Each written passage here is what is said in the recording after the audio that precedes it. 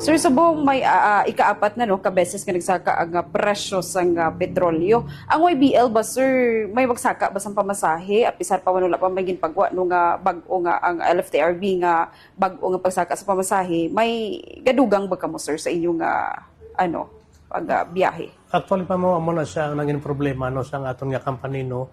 Since nga nagsaka na aton nga mga fuel pero ang company wala gid nagapa-increase no sa aton nga pamasahe kay ti nagarely kita no sa mandatos no sa LTFRB kay sila nagaregulate with regards sa pamasahe. So mo ni ang medyo warden karon sa part sa company kay kung makita naton medyo sa karon do hindi kita makakibawas no sa bilis ang crudo. Imagine mo ang aton bus nagabiyahe from Marbel to Davao round trip Marbel naga-consume ina sa 129 liters. So now kung i-times natin ina sa 150 per liter karon sa bag-o naton nga presyo sa aton supplier, pag-abot na sa 19,300 plus. So kung nag-income lang kita sa 18,000, so hindi kita maka tibawas no sang ina nga presyo. So magtapal gid ang aton nga company.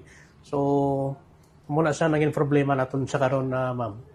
Oo. Sir, o ano man, nagpadugang ka mo sa pamasahe, wala man? So wala kita sang increase no sa with regards sa pamasahe. So na may mga hinahimo na lang kita nga mga strategy no ang operasyon para lang makasave kita sang fuel. So bago naton i-parking ang bus, so sa likod before nga mag-parking, so kinapatay naton ang engine no kag ang aircon para nga maka-save kita sa fuel. Then kung in case man no, sa aton nga normal na nga tripping, kung makita naton nga patay nga mga oras meaning mga lean out, so nag-adjust kita sa aton nga interval kay na-observe naton no ang tawag nga loading factor para nga maka-suffice kita no sa aton nga mga fuel nga mga expenses.